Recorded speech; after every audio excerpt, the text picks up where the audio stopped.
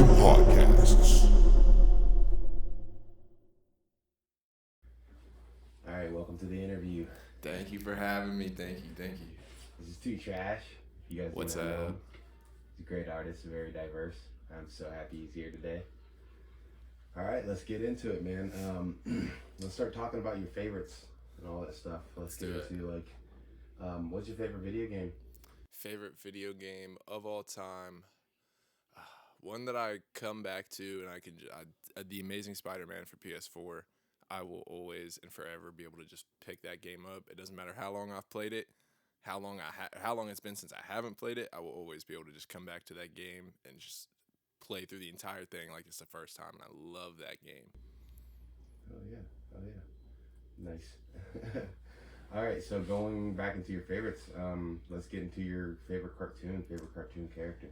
Ooh, so favorite cartoon. I grew up watching a lot of public television. I didn't have any cable or anything growing up, so I used to watch this show called Mona the Vampire. It was on CW, and you can find it on like Tubi now. But that show, literally, it's this dumb little cartoon about, honestly, a girl who might be schizophrenic. I think she's a schizo, and she thinks she's a vampire, and she lives in this world where it's, you don't know what's real and what's not, because it kind of has this style of just going in and out of her mind. So it's like, is she imagining what's real? But then it'll be like something will happen, and it's like, but she's supposed to have imagined that, and it shouldn't have affected the real world. So it's like, why the fuck is this shit going on?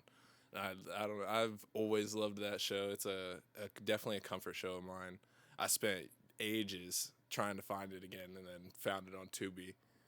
But So is your favorite character the main character of that? I want to, aside from that, favorite cartoon character in general, I think I would, damn, that one's a little difficult. I'd probably say,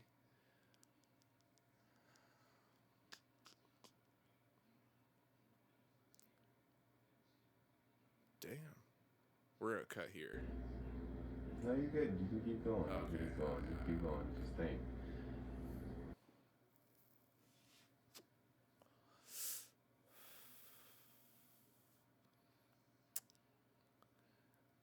I think I definitely relate a lot to, I watched a lot of Arthur growing up, and I was definitely like a Baxter. Or that was his last name. What was his first name? Oh my God. That bunny from Arthur. I can't remember bro's name, but shout out that dude. Oh God. Quick little Google search.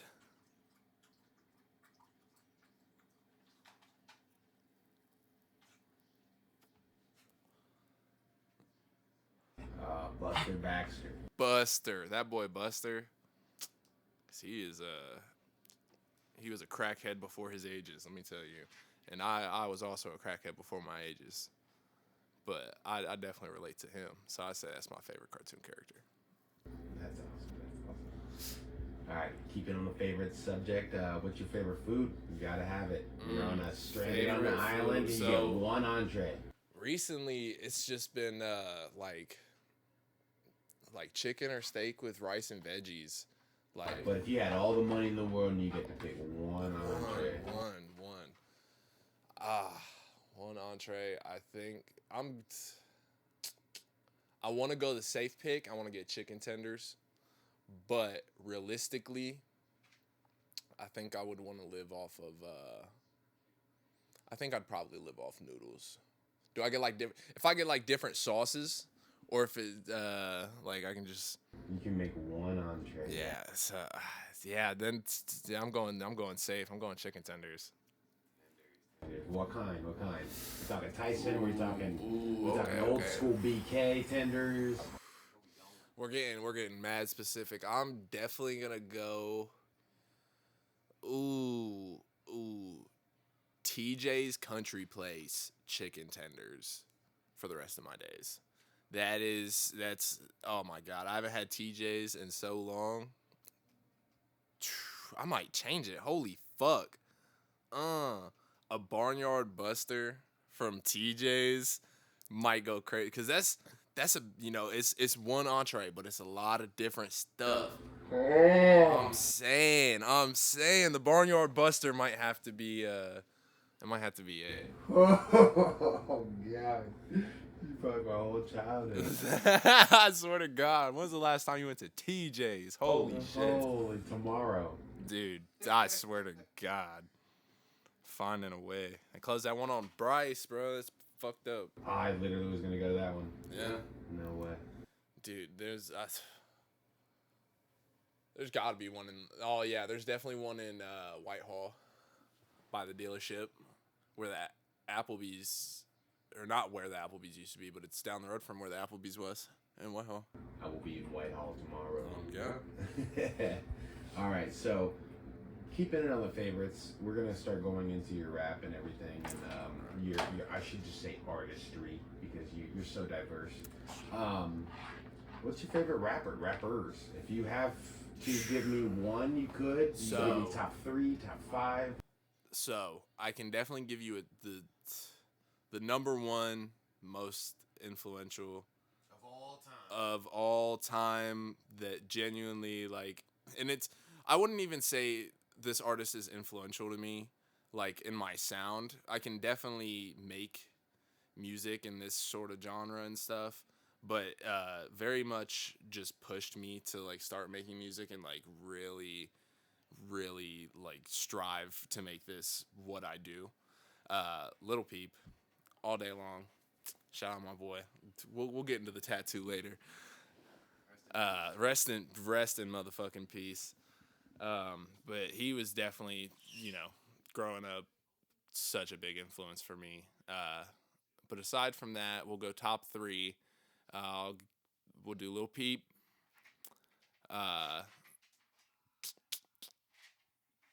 Saba. And we'll give the number 3 spots to. Ooh.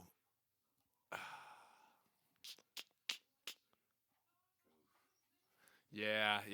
Oof, indeed. So this last one's really. It's gonna sound really. Nah. We won't put him in 3. We'll put him at like 4, and then we'll ignore the top 5. We'll do that as a bonus one. We'll do that as a bonus one. I really want to know what you were thinking. Yeah. So let's say your bonus one right now. So the bonus one is Machine Gun Kelly.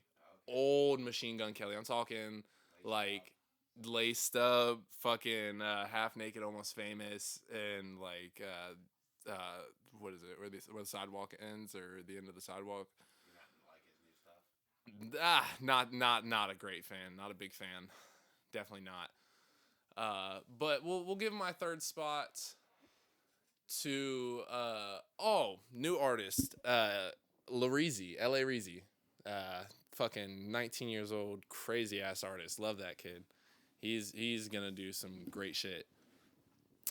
But we'll do a little more in depth. MGK, just like his old rap, it was definitely like me and my friends repped it so hard. One, because he's a fellow Ohio artist, and he had such a good style.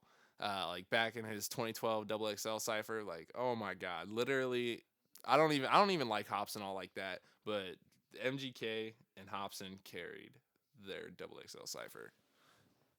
Cause Future's doing his thing now. Oh shit, I'm getting a call. Answer it. You can answer. Don't worry. You can answer. Tell me you're in an interview. Hello. What up? Hold up. Say what's up to the interview. Oh my God. Say what's up to the interview.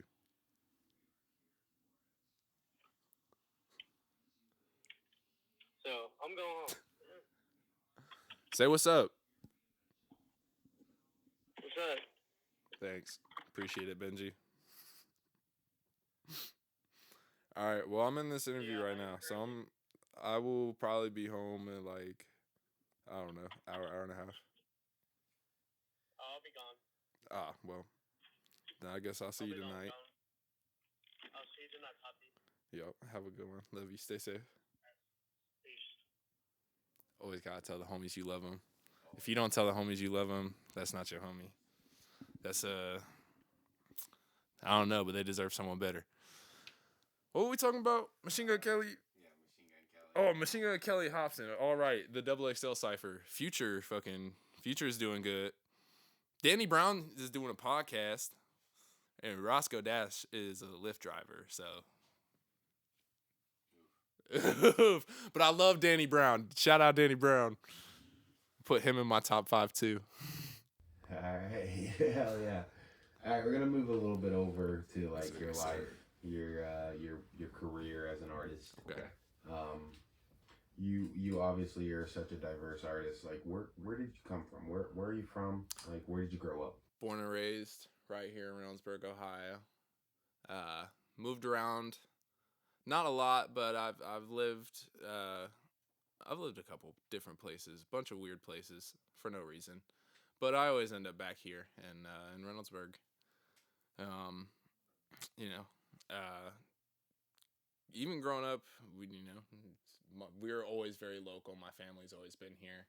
We never really left. It wasn't until, I turned 18 and shit that I really started leaving. And even, like, I'd left Reynoldsburg and stuff, but I definitely spent a lot of time here growing up. Like, it was very seldom that I would go downtown Columbus or, like, Easton Mall and shit. So, it's, that was always a big push for me to get away from here. But I always come back. I don't know why, but I always come back. The same way. I've been a couple times out of Ohio, but I get homesick. Yeah. It's, dude, family and the people to me.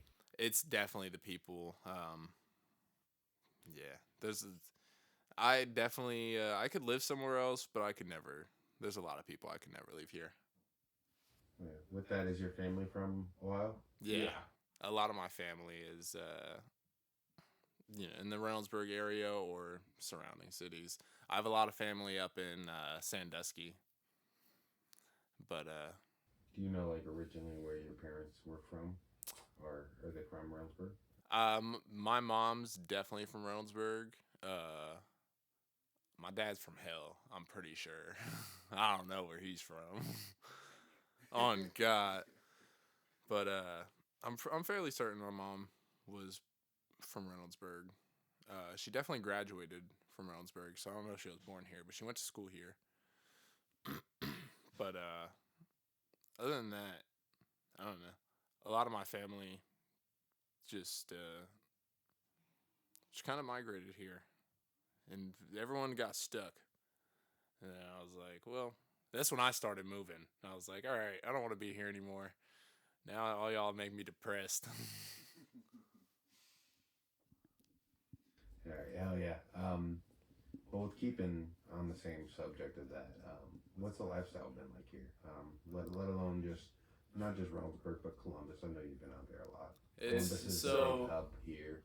We're in the suburbs of it. So. Yeah. Growing up, I definitely was a lot sheltered because we had a lot of addicts in my family and stuff, and so that's not what my mom wanted me to do. But you get out and fucking you find shit. So up until probably I was like 14 or 15, pretty straight and narrow, just like run of the mill fucking suburban kid, can't lie. And then once I got into high school and stuff, like I'd always smoked cigarettes, but like once I started smoking pot, it was just immediate, straight to drinking and fucking doing this and that. And it's definitely just, we hung out at the skate park and fucking that's where all the grown ass people who fucking, they don't want to do shit, so they go to the skate park to hang out with all the kids who want to get high. They feed them drugs, and fucking you become that fucking addict without even knowing. You're just like, oh, this dude's fucking smoking pot with me. Hell yeah, this is cool. Fucking 40-year-old man feeding you drugs, and you're like, then you end up thinking one day, and you're like, damn, I'm fucked up after mad shit. And then you're like, damn, how the fuck did I get there? It all stems from that one point. So it definitely, it's growing up here isn't like terrible, but it's definitely it's almost like a phenomena. Like it happens every generation, and it probably happens elsewhere, but with that sheltered life, it comes with such a closed world view that you don't like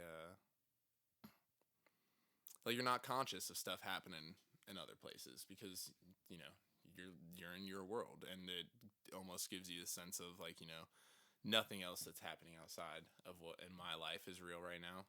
So it's like you don't have that consciousness and that like empathy for somebody else going through it. But when you're in it and you see it, and you when you experience it, and then you watch it happen to somebody else, and you watch them experience it as an adult, and like seeing that happen to another, like to a teenager, and watching them develop the exact same way that you did, like it feels almost like a fucking damn near like a curse or something. Like it's it's a set of events that it's bound to happen. It's always going to repeat itself, and it's like I said, that's probably how it feels living a lot of places, but that's definitely how it feels living here. It's like everything is on a set track, and it repeats with different people. So that was a wild ass answer for that. I didn't think that's how I was gonna answer that at all. No, in general, I want to segue right into your sobriety. I know that was all right. one thing we already talked about before this going into. Talk about going through it before getting into sobriety, and how is your sobriety doing with staying unwavered with it? So, getting into sobriety, just to let it be known, I was an addict to what I like to call, and I've coined this term, methstasy, because I was getting what I at first, because I was never really big into snorting. I was really big into drinking. I was really big into smoking, and that was really about it until like my 20s. And then once I hit 20, I started fucking around with a little more shit. I was never really into like coke or Xans or anything, but the ecstasy was brought around, and I was like, oh, okay, that's something like I'm interested in. And so we were doing it, and I was like, all right, cool, I fuck with this. And then we do it and do it. Like we were doing it pretty consistently for about like 2 or 3 months, and then at that point I still didn't know that it was meth, and I left where I was living. I was homeless, and then we got into the apartment, and that's when we had like the flop house and shit, and everyone was over all the time. And we were sitting there, and this is a good 5 months after like I'd first done it, and I wasn't doing it during the time. I didn't have access to it, and it wasn't what I was interested in. I was just smoking a lot, and I was worried about eating food and shit because I was homeless. But once we got in the apartment, we started. I got back into contact with the person who was getting them all the time, so I started getting them. And I had a buddy of mine who had done meth, and he told me he was like, "Yeah, dude, like this shit is cut with meth." And I was, I was so fucked up at that point. I was just like, "Okay, cool, whatever." I was getting them for $2 a pop, getting meth cheaper than anybody else was. I was like, "Fuck it." And so for another, I want to say year and a half, probably did them. And then, at that point I was living in the woods, and fucking, there was just this one night, and at this point I'm doing stuff, probably not stronger than meth, probably just as equal. I was doing Percocets as well. And like, I think that was probably it. I don't think I was really doing anything else. But it was just this one night, and I had a hammock. I slept in the woods, and I had a hammock like 30 feet in the fucking air, just in these 2 trees. And I'm just laying there one night, and we had gotten some real Molly, and just crystals, and we snorted it. And I'm sitting there talking to my buddy, and he's like, I can't even see him. I'm laying on my back, staring right between the trees and the moon, just like a full ass fucking moon, and everything else around me is dark. I can't see anything other than the moon, and all I can hear is him sitting down. We had like a little picnic table that we fucking, I don't know where they got it from, but we carried a big ass metal picnic table, set it back in the woods, and there was like a tent over it. And he's sitting there and he's talking to me, and he's like, so do you want to keep doing drugs? Like, what's your goal? And just immediately, right then and there, like, I don't know why. And it's honestly very funny to me that it took me doing real Molly and just sitting there rolling balls to be like, maybe I should stop. But I sat there when he said it to me, and I was like, I don't want to be homeless anymore. I don't want to fucking sit here. I was eating food out of the fucking dumpster and shit. Like, that shit sucks. I was like, I don't want to do that. I was like, and so I told him, he was like, so what are you going to do? And I was like, dude, like, I have to get clean. I got to get a job, and then I got to move back in with my brother. And so he gave me his phone, and he was like, all right, if you're not bullshitting, like, call him. If that's what you want to do, call him. Like, get clean off drugs then. And so I did. I called my brother, and I went there that night, and I told him about everything, and I broke down and cried, and that was August 10th of 2020, I believe. Definitely not 2020. August 10th of 2022, and I've done drugs since. Except pot. Still smoke pot. My fault. It's more of a medicine than a drug. Oh God. With that, like, is there any, like, urge to go back, or I definitely, like, lingering thoughts? Like, you're always around us in the studio with a bunch of alcohol and temptations as rappers, obviously, that can have connects to different stuff for you to get it. Like, so when it comes to like pills or any powders, anything I'm snoring, I definitely don't have the urge, like, to do it. There are times where I can feel the sensation in my nose, and like it's almost like a itch or a tick, where like it almost feels like I need it to be scratched. So like, and it's just, it's the sensation of snorting something that I'm wanting. I don't want to be high. I want the sensation of something going in my nose, which is really fucked up, honestly. But that's really it with like drugs. I definitely always, like, I would love to get blackout drunk, wasted. Um, when you're dealing with fucking emotions and shit, and especially when you don't want to deal with emotions and you don't want to feel that shit, easiest way to get blackout drunk. Your brain doesn't even function right. Because you can sit there and you can smoke blunts all day. I'm still going to feel what I feel. I mean, even casually drinking with us in the studio, like... Yeah, even that, it's just, I feel like it's been so long for me that I'm like, at that point, why would I? What benefit am I gaining? And it's like, not to down on anybody for drinking, but that's just me personally. I probably wouldn't make the greatest decisions. Probably wouldn't say the best things. So there's no reason that I should. I need to learn how to live my life and accept everything as it is without trying to use substances to block it out. And so, it's a struggle for sure, but I mean, I just like to complain a lot. I'm a drama queen. When everyone's real drunk around me, I'm like, damn, I wish I was drunk. And then I don't even wish I was drunk. I think I would throw up if I tried to drink something. I smell alcohol and it makes my stomach churn. That one freestyle you did, put that one apple crown bar. Oh yeah. I knew it's the thought of just in general, like, it's respectable. That's a good one. It's very respectable. Anybody I know watching this will honestly respect anything with all of what you just said, which is honestly really cool and real as fuck. I try, man. Out of an outside's perspective of any of that, I know that's hopefully what the message that they get is. We're all happy for you, dude. really you. happy for Thank you, dude. Knowing even a little bit of your story, I'm very proud of you, dude. All right, so let's go. Let's go into your music. When did you start rapping? When did you start? When did you So start making music? I when I first personally started making music was probably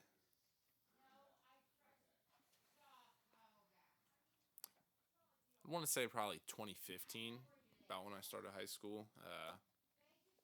I'd had a couple guitars since then, nothing crazy, so I just started learning. But once I got into high school, you know that was all I wanted to do was make music. So I literally I learned 5 or 6 chords on my guitar, and I learned like 3 different orientations to play all of them in, and I wrote songs to all of them.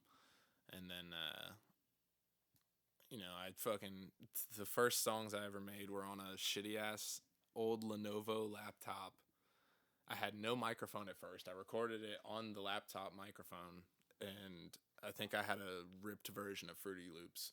And I don't even know if they still exist. You could probably still find them on like my oldest SoundCloud. Not the, but it'd be none of the ones under 2trash.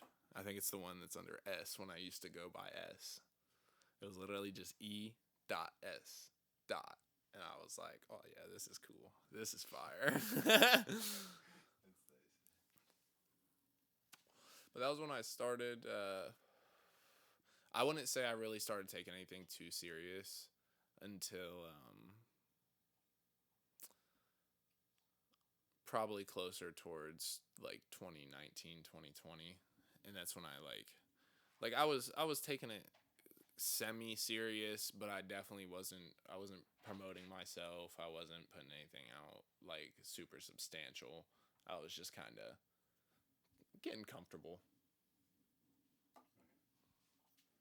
Oh yeah, that's gonna segue into the next part. With making your first music and everything, like you said, like you got serious later on. Where you at right now, man? How do you think your music's doing for yourself, let alone other people? I know you're releasing a lot. You're that spontaneous. Just made a song. I'll release it right now. I've seen you do it. Yeah, here it's Yeah. released. Yeah. So I think I definitely have the following I need. I need the music needs to be a little more accessible. It's only on SoundCloud right now, just because I don't have a distributor or anything currently. But once that door is open for me, and the whole album in the vault, like I've a lot of people, I get it. They're loyal to their music, so they either use Spotify or Apple Music, and they won't use anything else. And nobody wants to go to SoundCloud. I get it. That's fine. That's fine. I'm gonna still keep putting out on SoundCloud because it's free, and fucking I can spontaneously put music up like that. And I love the ability to do that, just because I don't know. I don't like. I don't like sitting on music, really. I don't. I love just making something, putting it out, and because music is such a thing that changes so quickly. What's popular changes. What you like changes. It doesn't matter. It's all gonna change, and and it's what you need to progress as artists. You have to have change. You have to have stuff that you're not comfortable with, and that's another big part of it is the uncomfortableness of putting music out. I love it because I put it out and I'm like, all right, I like this song. How is everyone else gonna feel? And then even it might not be popping. It might not sit there and do great numbers on my SoundCloud and stuff. But I'll listen to it like 4 days later, and I'll see I'll see the stuff like I don't have a bunch of numbers. I'm like, damn, that's discouraging. And I'll sit there and I'll put it on and I'll listen to it. It's still a fucking banger. I love this song, and so it's very almost I don't want to say humbling, but it definitely is a very nice reminder to myself that you know, regardless of what numbers say, regardless of what people share or don't share, like, this is all about what I enjoy. This is all about what someone else is going to enjoy. And maybe it doesn't have all those numbers, but all those numbers are from somebody who liked that song enough to listen to it over and over and over. And, you know, that obviously, that means that it meant something to them. And that's why I do it. Because, like, I don't know, I didn't ever feel like super connected to the scene here in Columbus, the music scene, just because I wasn't exposed to it. I didn't go to a bunch of live shows a lot, and it just, you know, we didn't have the money for it growing up, so we didn't go to concerts and stuff. But I always loved music. So, like, getting older and taking this stuff more seriously and being, you know, damn near adopted into the music scene with just off of my music. Not because I knew people. I mean, well, technically because I knew someone. But it was because I knew somebody and because I put the time in. I put the work into the music. It's something that I love to do. It's something that I want to do for the rest of my life. And it's, you know, I don't ever like to be stale. I don't like it to ever be stuck. And so, you know, I gotta just be able to. You gotta be able to do whatever I want with it. Yeah. With your music, I'm gonna get into your favorite songs by yourself, Okay. a mainstream artist, and somebody you know personally. Okay. So, favorite song by myself. Definitely a top. I have a top two. Um, we'll do the. Okay. We'll save this one for a bonus. So, favorite song, Solo Dolo, would probably have to be. Ooh. Could be unreleased. It could be released. Okay.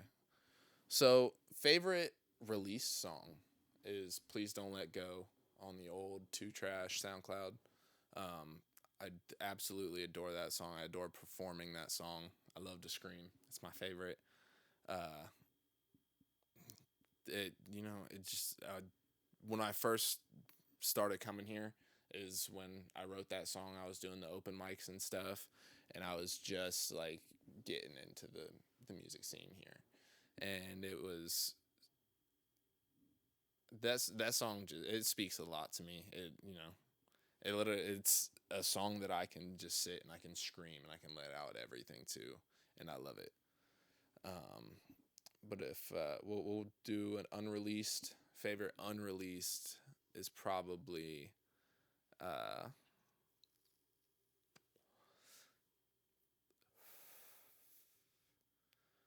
gonna say Misfit off Fine Art, coming someday. Uh, that, oh god, such a good opener. Literally, like, and when we found that beat, it literally, it's like the stars fucking aligned and everything just worked perfect. I love the energy of that song. It's so different than like a lot of the songs I have, because I don't really make hype music. Like, I have a couple that are like, all right, cool, but like, that's not, a lot of my music's not getting played at a party. And like, I get that, but like, that song, I could hear that song getting played at a party and everyone getting pretty teed. And then favorite main, so all time favorite song, not a rap song. It is Alpha Kappa Fall of Troy by Modern Baseball. It is a Midwest emo song, and it is, one day I'm gonna get the lyrics tattooed on my throat because I fucking love this song so much. Modern Baseball has definitely like always been my favorite band.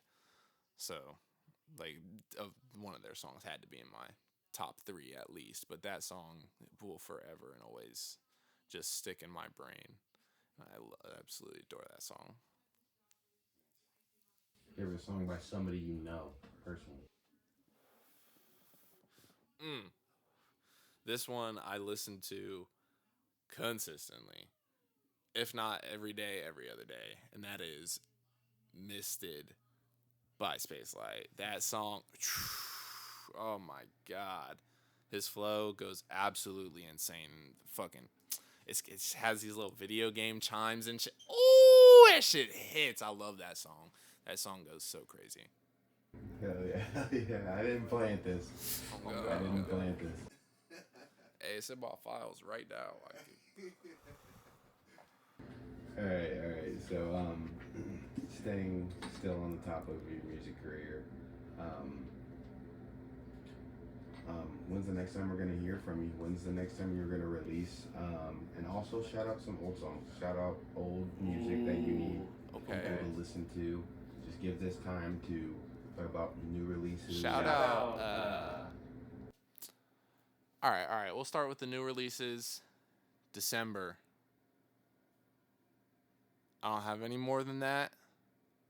Space Trash, the tape, will be coming to all platforms, mixed and mastered. It's gonna be beautiful. It's gonna be wonderful.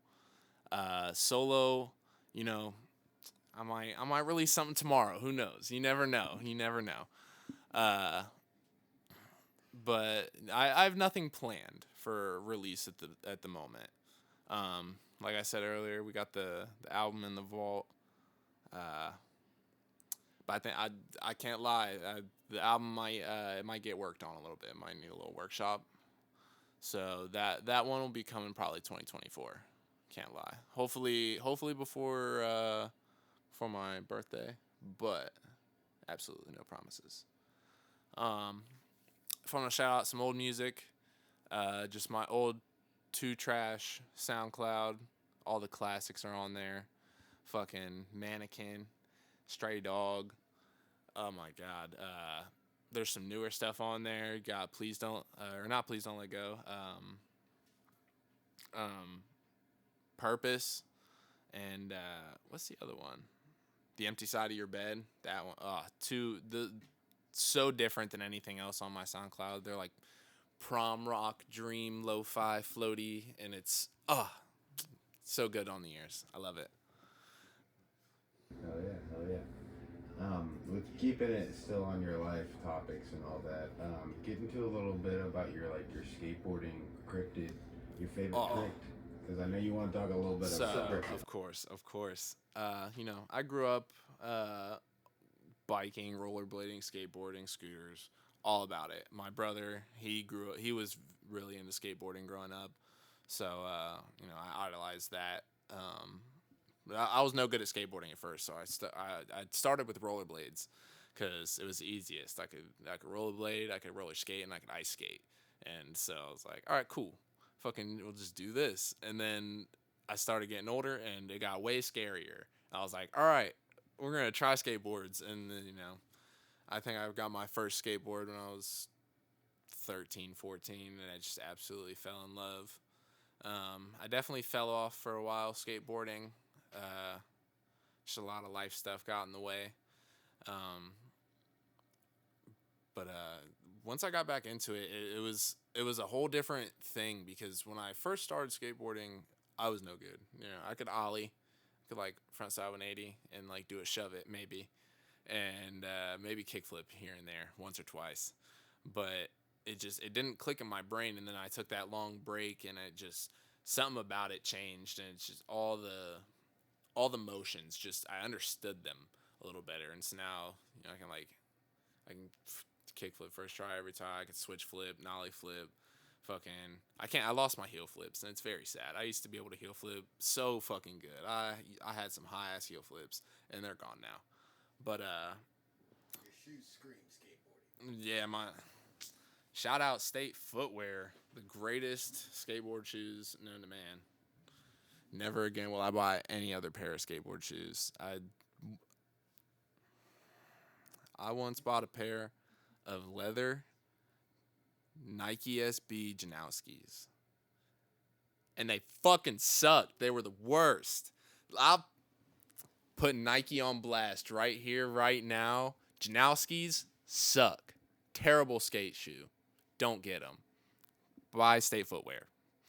But definitely get like water protection stuff because they will dye your socks. That's the only bad part about them. But yeah, shout out Kryptid. Fucking absolutely adore Steve. He is such a fucking good man. You know, and it's because I didn't have anything like Kryptid growing up, and it's so awesome to see because like all these people, all these young kids that he has that are coming up, like they're gonna come up and they're gonna be big in skateboarding. Like they're not doing they're like me with my music. They're not doing this because it's fun. Like they do this because this is what they want to do with their life. This is how they want to be known. Like they want to die skateboarder on their tombstone. And I love that, and it's such a small operation. So it's not even like, oh, here's free decks and here's this and that. But like even giving them the platform, they don't have to do anything. All they got to do, skate. He's building that platform for them. He's building all of this because I've talked to him about it. And he's like, I don't want to fucking like do this forever. I want to build this up, and I want it to be big enough to where someone else can have it and sustain off of it. And that's fucking awesome because like, there's a lot of people who would kill for that fucking opportunity. And when he gets it to that point, like someone's gonna get it and they're gonna live good on it. Because one, if he keeps all the skaters that are with him right now and they go to whoever, like they stay on the team if somebody buys it, like you already have a stacked team, you have a good ass skate team, you already have all the artwork, all the old prints, all the fucking new stuff that you can make with it, so much shit already, and you already have that name stake. That's the big part, is they'll already have that name stake. And so it's like once it gets to that point, everyone's gonna be like, yeah, why wouldn't I want that? And so it's just gonna be a bidding war at that point. And so fucking I can't wait for that moment for him, because I know it's gonna be, he works so hard to get towards it. Like I know he's gonna get there. So shout out Kryptid, shout out Steve, all the fucking love. I love him too. Oh God. Shout out Steve. Shout out That is the Good Brew's already done a little collab with him, and I've bought a couple shirts and hoodies from him already. They're very comfortable, great material. Oh yeah. Great person to buy. Literally such like just one of the most genuine people you will ever meet. It's like my dad. Staying on that topic, what's your favorite skateboard trick? Favorite skate trick. So. Know how to do it. Ooh. Okay. Sonali tray flips are insane. I know how to do it. I can't do them. I know how. I can't. But I'd say if it doesn't have to be a trick I can do, that's my favorite. But of my bag of tricks, I'd say my most consistent and my nicest looking trick is my nollie backside big spins, and I absolutely love doing those. They feel so nice. That's awesome. Give me 2 seconds. Going off of that, still back in your rap lifestyle and everything. What music? Not just rap. I don't want to just keep saying rap because you're so. I keep saying that, but you're not just a rapper. I've only interviewed rappers, so it's like.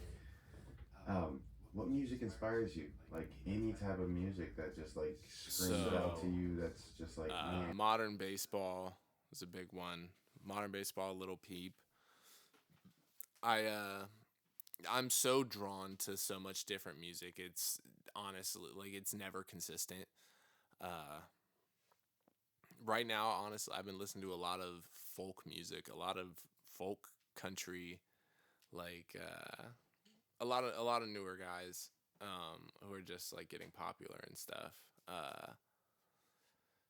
Oh, what is that dude's name?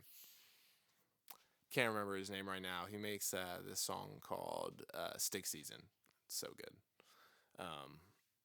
But that's, it changes so frequently that it's too much stuff or too many artists I'd have to shout out, because and it shows in my music, and even like it could be a rap song, and it's just the way I pronounce and carry my cadence and stuff. You can tell like it's just such a meld, an amalgamation of like everything. Because I don't ever, I don't have a one consistent flow. I don't have that one consistent like style that I stay on. So it's, so tossed up. But growing up, I listened to a lot of Fall Out Boy, a lot of Rise Against, very much just a lot of rock and alt. I didn't really start getting into rap until probably 7th grade, honestly. And the first rapper I really got into was Kyle. And I had this friend Romeo, and me and him fucking absolutely loved everything he was doing. And I still love him. I'll listen to him to this day. But that was the first like rapper I really got into, and then I just kind of fell in the rabbit hole and found all the different shit that I like. Because I'm honestly not the biggest fan of a lot of mainstream rap. It's just it doesn't excite me. It doesn't like make me feel any type of way. I'm just like, all right, this is cool.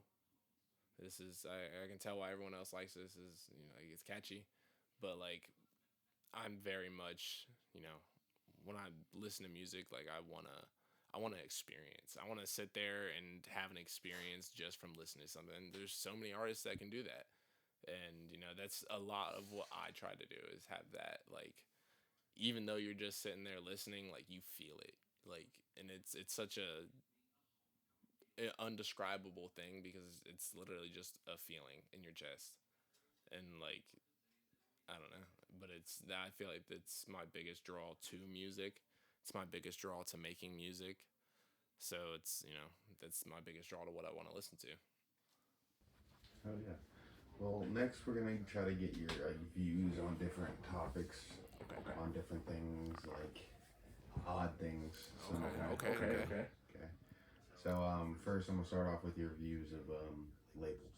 A record label sees your SoundCloud tomorrow, wants to sign you for years of your life for millions of dollars.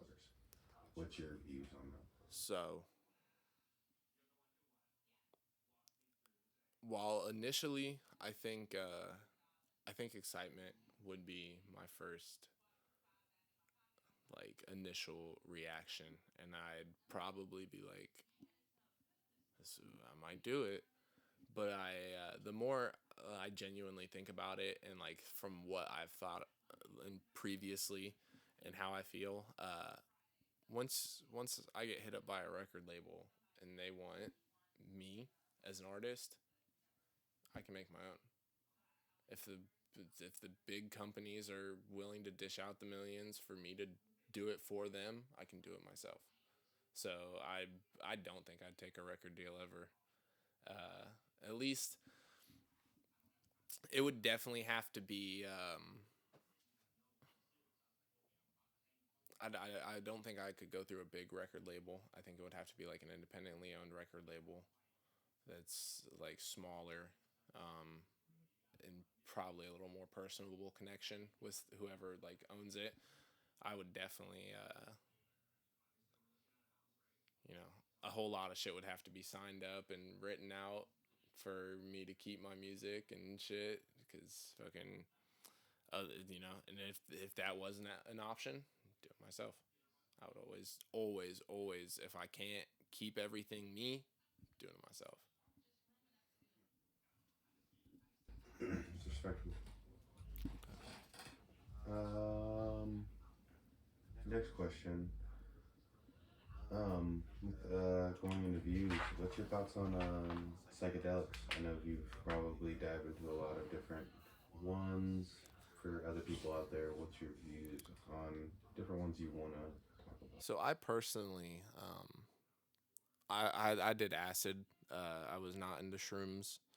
Um,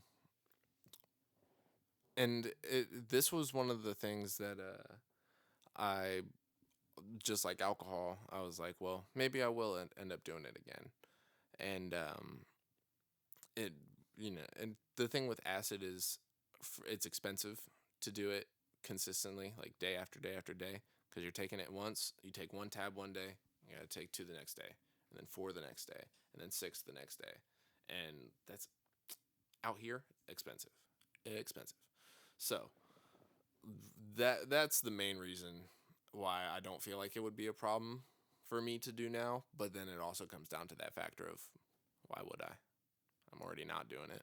Might as well not.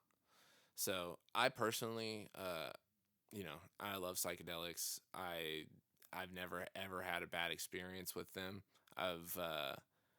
It honestly like helped when I was using substances a lot. It helped me, because I just bottled everything in, so it just broke every emotional barrier.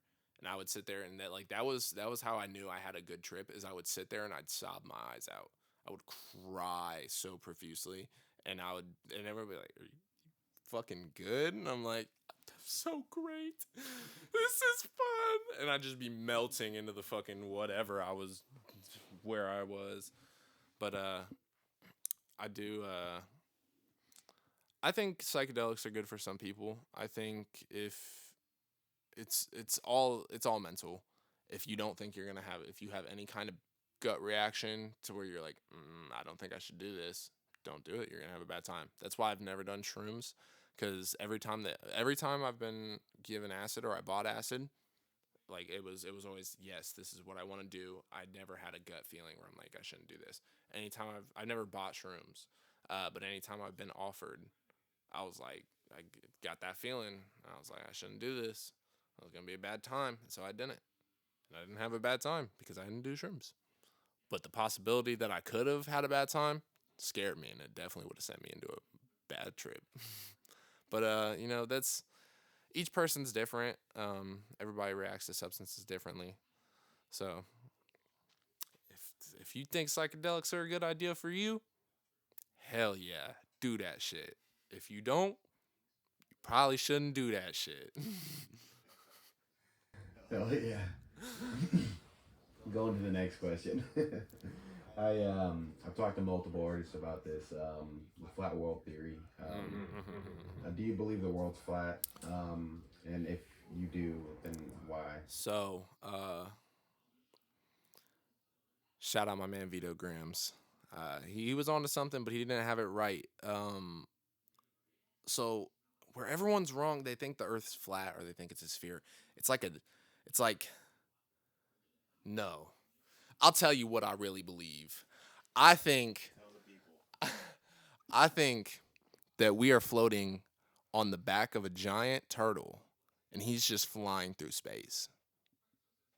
And that's what the planet is. I don't know what they have that makes it not look like a turtle, but we are floating on the back of a giant sea space turtle. Do you honestly think? Nah, we probably like in a dome or something. I don't know. What is it, turtle or dome? Man, I don't fucking know. I'm scared of the government. They hiding something, so I don't know. We could be like, we could all be in boxes with fucking cords hooked up to our head. You don't know. You have to get my YouTube fucking banned. 3 interviews in. About to get the house swatted. We know too much. They're obviously watching us. Fuck. All right. Staying on our view subject. Give me 1 second.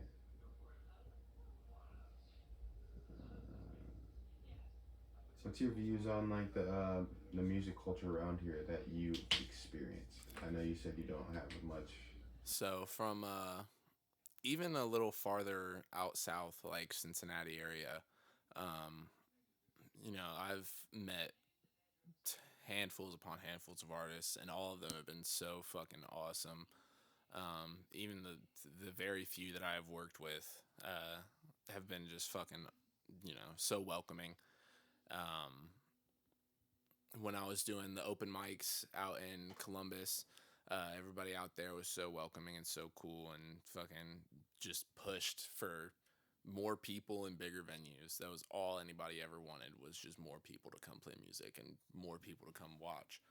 And I absolutely love that. I love that it was just it's very much just about the music. And it is probably parts of the scene where it's not, and that's I'll stay away from that. But the local stuff and the small guys are fucking killing it. Absolutely, just like holding everything together, because fucking without that shit, without the people pushing for the new artists and pushing for everybody to get heard, like it's everyone's gonna quit. They're gonna die out, because if you don't have that, it's very hard to support yourself as an artist and believe in yourself by yourself. As much as you can appreciate the music you make, and you like what you do and stuff, and you think you're the shit, you sit there and you're by yourself, and nobody's pushing your music with you, and no one's trying to like do shit and like actually go somewhere with it. It's so depressing. All you just like, damn, like, why am I doing this? If like, because it's it's almost selfish, because but most things in life are, everybody wants, you want somebody to do something for. You don't want to just sit there and do it for yourself, because at the end of the day, it's way easier to be lazy and to rot and just sit and do fucking nothing. And like, that's fucking a very pessimistic view on it, but it is, and a lot of people have that mentality. So when you have people to do it for, when you have people that believe in you, and they they're like, this thing that you believe you can do, yeah, I also think you can do that. That's There's no better feeling than that ever. It's magical. I'm happy we segue a little bit back into your rap instead of just your views. I have a couple more questions about your rap, Okay. or your artistry. Um, I want to go with the hardest bar. What's the hardest bar you got?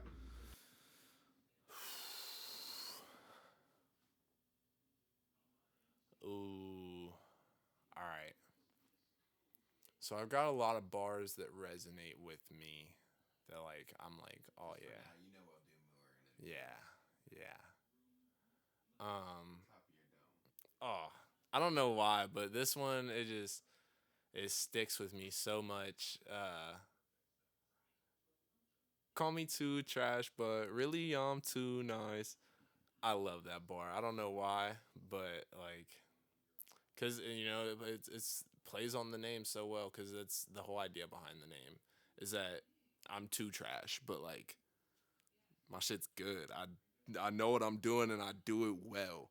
And so like, that idea, I'm too trash. Call me too trash, but really I'm too nice. Like, I'm too good with it. I'm too smooth. I love that bar. I think that would That's definitely be exactly a great answer, because it goes right into my next question, which I wanted to bring back up. What is your name about? What does your name stand for? And what does your music stand for? too trash, often mispronounced as 222 trash, but the first two and the last two are silent. It's just the middle two that says two. But 222 has always been my angel numbers. I was born February 22nd, 2002, so 22202. All all about the twos. But you know, it originally my name was just Trash, and it's because I had this ex, and she fucking mad ex, and she was texting me one day, After she broke up with me, I didn't even do nothing. Literally, this bitch broke up with me just to go get with the dude that she cheated on, like, with me to get back with him. And then they got married. So, like, if anything, I'm a matchmaker. Hit me up. If you want to marry your ex, hit my line. But she texted me one day, and she's like, I hope I see you walking down the street, and I'm going to run you over like the garbage you are. And, like, I'd been joking for a while about changing my name to Trash, and that solidified it. I texted her, I was like, bitch, I'm not garbage, I'm trash. And so that immortalized it. And from that day, I was Trash. And then I just, there was another artist, I think, that was using Trash and, like, had their shit verified. So that's when I added the 222, because I was, fuck it. And then everyone started calling me 222trash, and I was like, oh, but it's 2trash. But, it's just, to me, it literally means that. Like, she called me garbage, and I owned it. I was like, no, I'm trash. This is who I am. Like, you might think I'm garbage, but, like, it's almost like just my own kind of slang term, I guess, for fucking the opposite of a trash person. Somebody who's a good person who does wonderful things. That is trash. That's too trash. What your music stand for?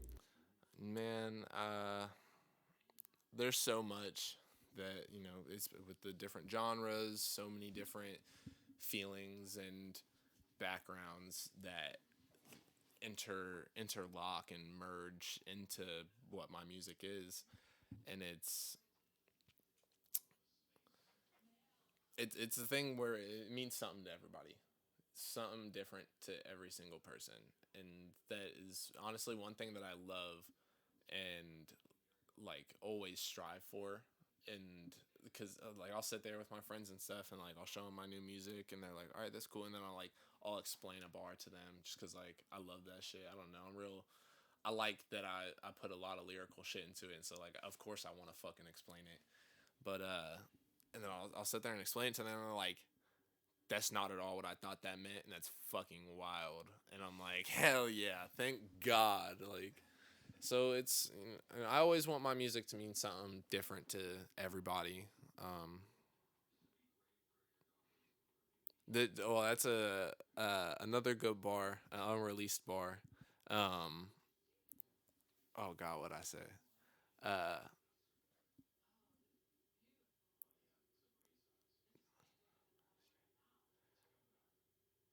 Oh my God. Something, something. Do they listen to my messages? Do they turn it up to smoke or play it when depression hit? Either way, scream it out until you out of breath and shit. And I love that bar. Uh, just because, like, you know, it doesn't matter what my music is. Like, if you just chilling, vibing, smoking, and, this is what everybody vibing to, or if you're sitting in your room depressed as fuck and, you just put that shit on to cry, I I love both those effects because, for one, they're interchangeable with the music, especially if, with all the different genres, what one person might be like, oh, this is, even because, like, even my sad stuff, like, Nobody Cares, like, it's got a hype beat to it. It's not like super. I mean, it's definitely like melodramatic, but it's it's still got that upbeat pop to it, to where it's like, one person might listen to this and they're like, oh my God, nobody cares, and then somebody else just like, nobody cares, and it's like, hell yeah, I love that.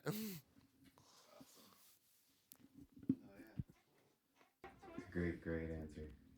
Um, Now going into the last little part of your music, tattoo breakdown. Ooh, all right. So we'll start off with the arms. Oh, all right.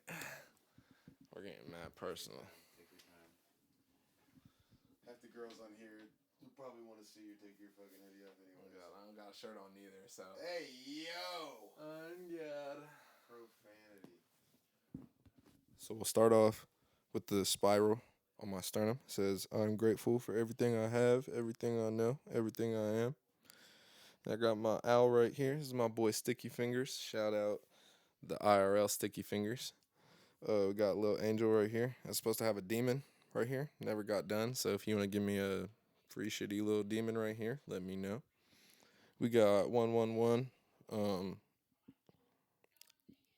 I got that for a bitch, and I regret it. uh, so we're gonna save this one for last. Actually, I got my elephants from Dumbo. And then I got Dumbo and himself. I got my 222 right here. Then my orca, beautiful, just got it. Shout out at Starry Tat. Oh yeah, I got this bad boy right here, my boy Red, and then we got Joe on the back of the neck. That's my dog. What else we got? All right. Ooh, hell yeah.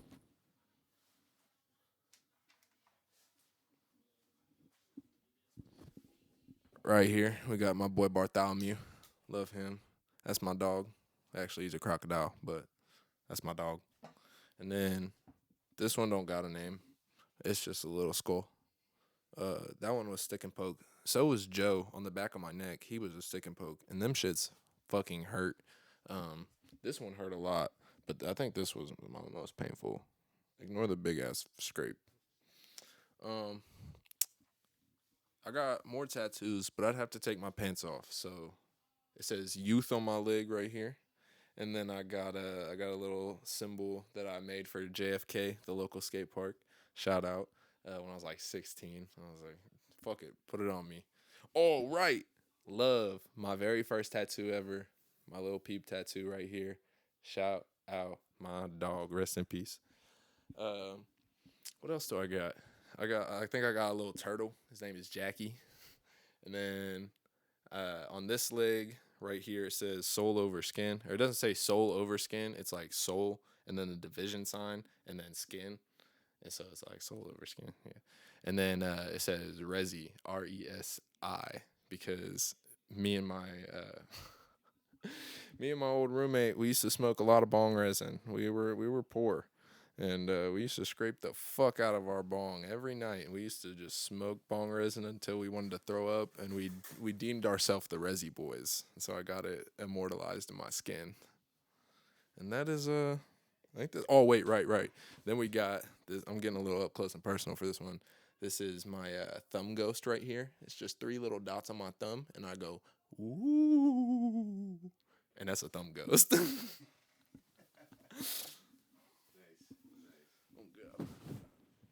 Nice little tattoo tour. Just a little something. Alright. Let me see how many more questions I got for you. Alright. Light me up another ciggy.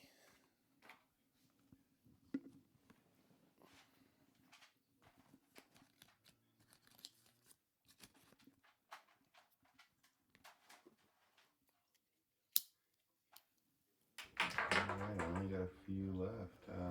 Is there any craziest stories you want to tell me? So, Minimal to 2 if you want to say 2.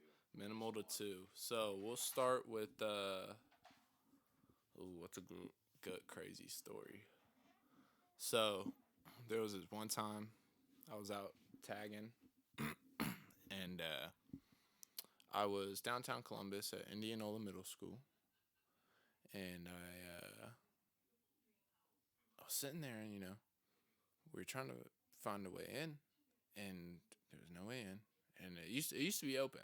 It used to just be like it was abandoned, but it was opened up, so you could go in there. We're trying to find a way in, and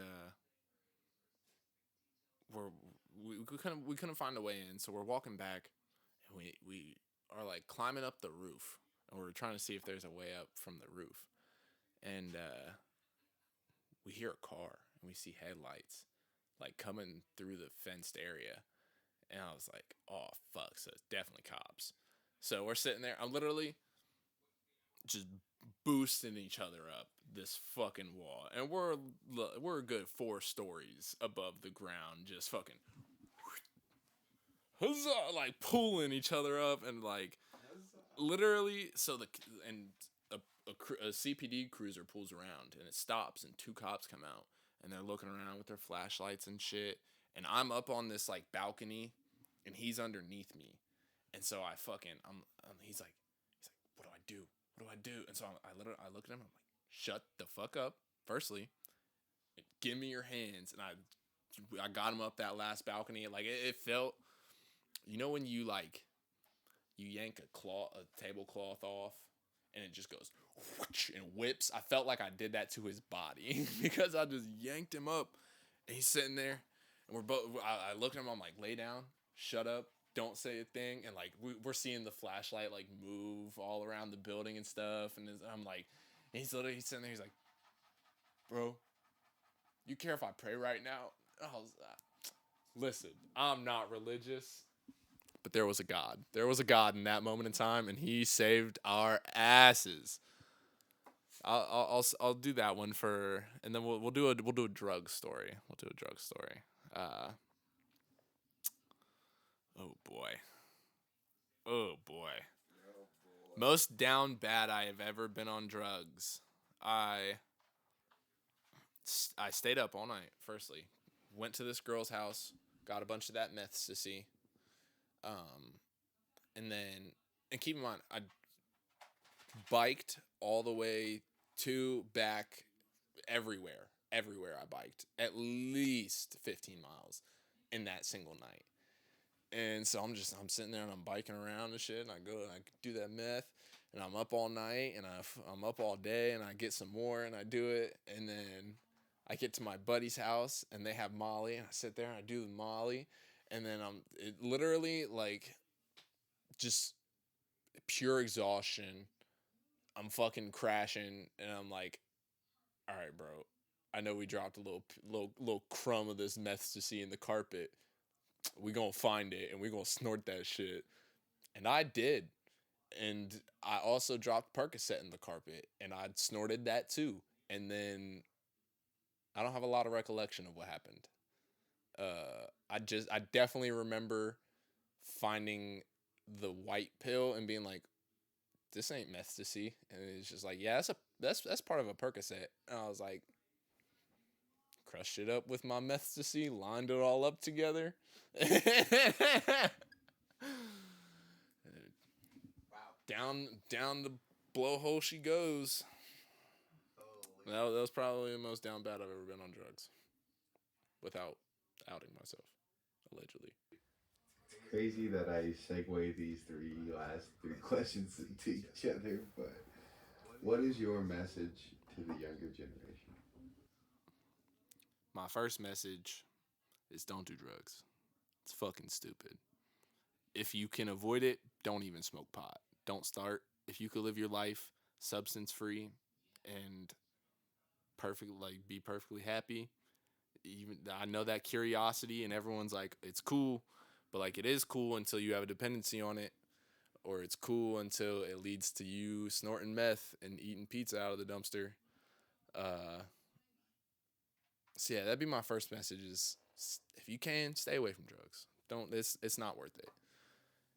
My second message would be, don't give up, because you life works so mysteriously and so quickly that you'll never know where you're going to be tomorrow. You don't know what's going to happen 30 minutes to you from now. You don't know what's going to happen in the next 5 seconds. So don't waste that time just thinking like, I'm not going to be where I want to be, because where you want to be might not even that might not even be where you want to be tomorrow. You don't know. Everything's going to change. Everything is going to, and it might be uncomfortable, but it's going to move on. It's going to move and change and adapt regardless of what you do or how you do it. The only way it'll be affected by you is if you put that work in to affect it. If you want a change, if you want to be noticed, if you want to be anything, you have to put the work in, and you have to believe that you can do it. Because if you don't, no one else is going to believe it for you. Deep. Some real shit. All right, for my last little segue, it is, shout out your social medias, shout out all your homies, shout out anybody you've lost, shout out anybody that's locked up. Just give me a little ending outro. Rest in peace, mama. Rest in peace, Garen. Free my boy. Free my boy Zoe. Free that boy Zoe. Shout out Steve. Shout out Spacelight. Shout out my boy Taylor Dickinson. Shout out all the Luis guys. Y'all are fucking killing it. Keep doing what you're doing. Shout out all the little jits. Shout out all my roommates.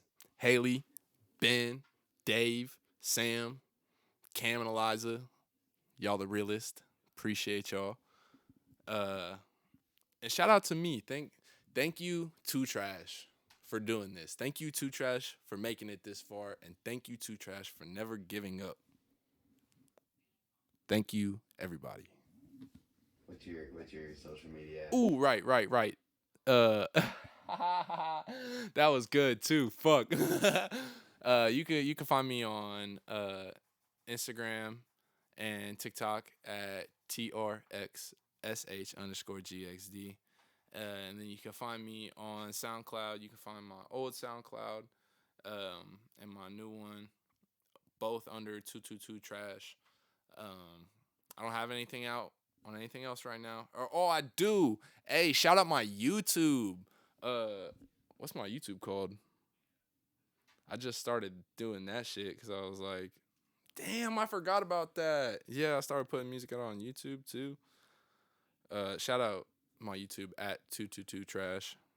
Same as the SoundCloud. I should have guessed it. But them's on my socials. That's my life.